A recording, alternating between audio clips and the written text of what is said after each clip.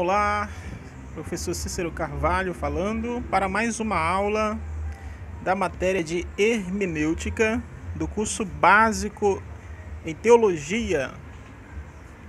E hoje nós falaremos sobre a construção de uma boa exegese, construindo uma boa exegese. O que nós precisamos fazer? Dentro desta ciência, dentro desta matéria denominada hermenêutica, a arte de interpretar a Bíblia Sagrada, a arte e a ciência de interpretação da Bíblia, nós temos alguns termos técnicos que nos auxiliam na construção desta interpretação de uma maneira correta. E uma dessas coisas é chamada a exegese. Pois bem, nós veremos por definição o que significa o termo grego chamado exegese. Segundo o dicionário teológico de Cláudio No Corrêa de Andrade, o vocábulo exegese significa pensar, interpretar, arrancar para fora do texto. Então penso, significa tirar, extrair, e egomai significa pensar, interpretar. Juntando os dois termos, no grego é arrancar, tirar, extrair para fora do texto. Então, dentro da hermenêutica, dentro da matéria chamada hermenêutica, nós temos algo chamado exegese. Exegese significa, segundo o dicionário teológico de Cláudio No Corrêa de Andrade, arrancar, tirar, extrair para fora do texto. Então, quando eu faço uma análise de um texto bíblico e eu estou tirando o seu real significado, o que aquele texto realmente significa, eu estou construindo uma exegese, ou seja, retirando do texto o seu significado correto. Então, a exegese é arrancar, tirar, extrair para fora. Anote isso, é muito importante. Se eu arranco, eu tiro para fora do texto, mas ora, o que significa texto? O que é o texto?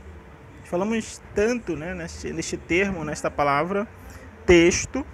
Então, texto, a grosso modo, seria o quê? É aquilo que eu estou lendo. Pode ser um capítulo, um parágrafo, uma porção bíblica que tem uma ideia completa. Ou pode ser algo que eu pretendo estudar, né? Exemplos aqui de textos bíblicos que possuem uma ideia completa. Mateus capítulo 5, versículo 1 ao 12. Eu escolho esse texto e eu vou analisá-lo, estudá-lo.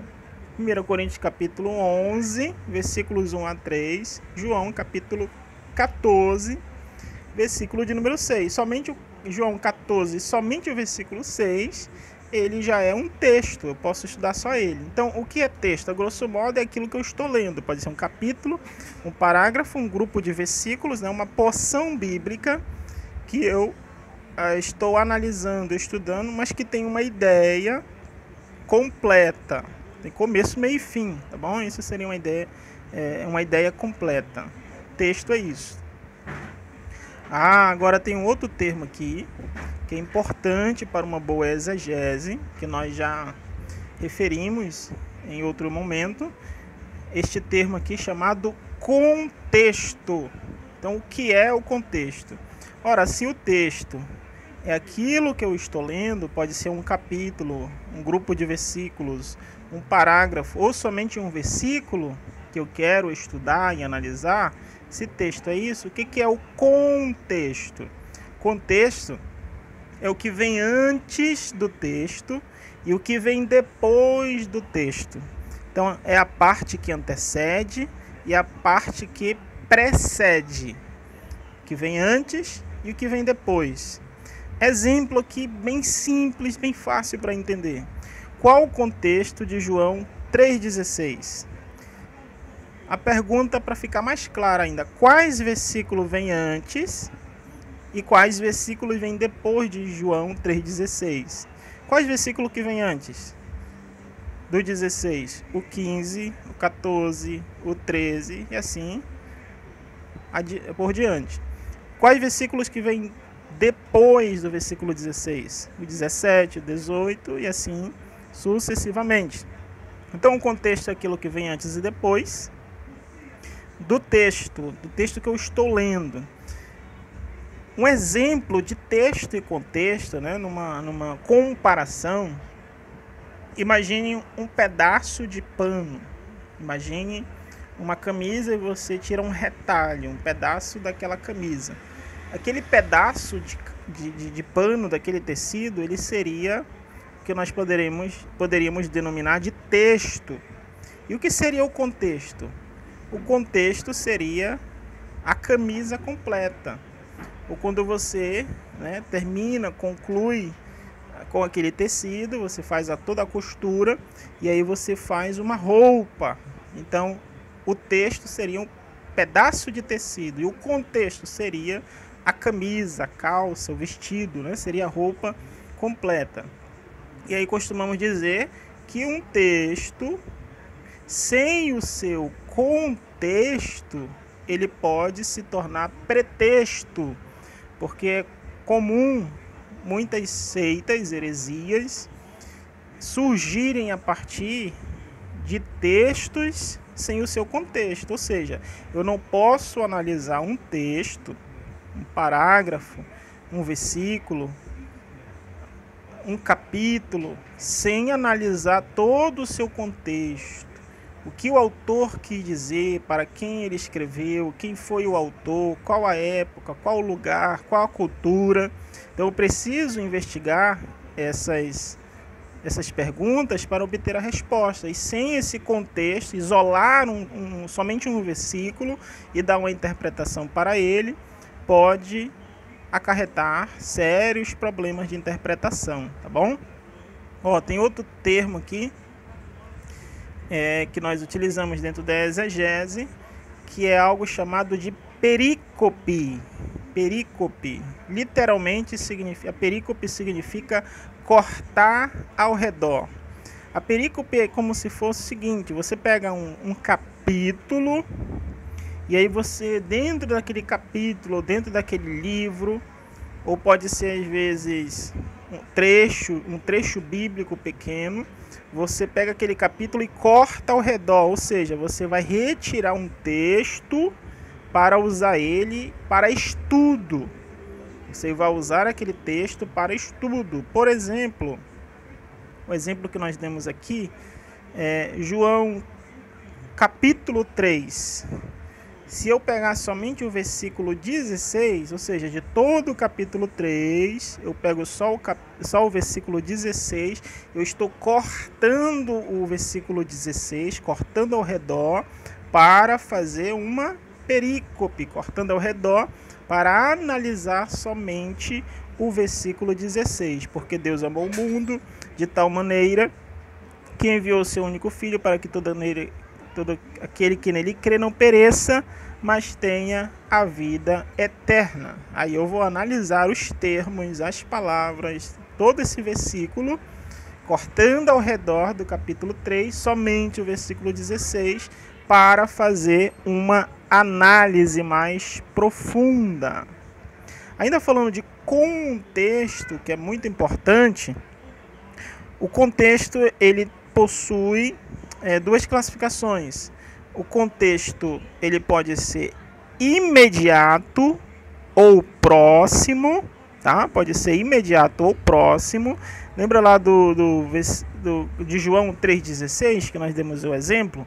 Então, o que seria o contexto imediato ou próximo? Contexto imediato são as palavras ou frases, versículos próximos daquele versículo em estudo. Ou seja, do João 3,16, os versículos próximos é o 15, o 14, o 13, o 10, o 17, o 18, o 20, né? São as afirmações que estão ali ao redor, ou às vezes também os capítulos. Por exemplo, os capítulos que estão ali próximos, às vezes, estão dentro de uma ideia do mesmo capítulo ou do mesmo versículo em estudo. Então, o contexto imediato ou próximo são as frases e os versículos próximo daquela palavra ou daquele versículo que eu estou estudando. Temos também uma outra classificação de contexto, que é o contexto remoto. Pode ser chamado também de contexto amplo ou longe, distante, tá? Ora, se o contexto imediato, próximo, né, ele está ali ao redor daquele versículo, então contexto remoto, amplo ou distante, ou longe, seriam capítulos ao redor ou até mesmo outros livros. Por exemplo, João 3,16 fala do amor de Deus por toda a humanidade. Diz que Deus amou todo mundo. Aonde eu vou encontrar esse amor de Deus, que se refere a Deus amando todo mundo para salvar os perdidos? Eu vou encontrar em várias partes da Bíblia, tanto no Antigo quanto no Novo Testamento. Vão confirmar o que está escrito em João 3,16. Vou encontrar também lá nas cartas de João, vou encontrar nas cartas de Paulo, né, que ele escreveu sobre esse amor de Deus, esse amor por toda a humanidade e o amor sacrificial de Jesus, né? O mais correto para uma exegese é observar o contexto próximo. Geralmente, a resposta para as minhas indagações, para minhas pesquisas, estão ali dentro do próprio texto, no contexto imediato. Mas, às vezes, eu não encontro dentro desse grupo de versículo próximo, e eu posso encontrar ou apenas confirmar uma ideia do autor em cartas ou livros do mesmo autor, ou cartas ou livros do mesmo ou de outros autores que confirmarão através de uma profecia, ou através de um cumprimento de uma profecia, ou de uma doutrina, aquilo que um autor anteriormente já havia falado, tá bom? Então, esse seria o contexto remoto. Para não esquecer, é só lembrar de controle remoto, né? Imagine que você está num sofá e você está distante da televisão. Em vez de você se levantar e ir lá apertar no botão para mudar de canal ou aumentar ou diminuir o volume, você pega o controle e você aciona, né, o botão, faz uma ação distante. Essa seria a ideia de contexto remoto ou amplo ou distante, tá bom? Você vai encontrar a resposta que você está pesquisando, procurando em uma outra parte da Bíblia. No demais,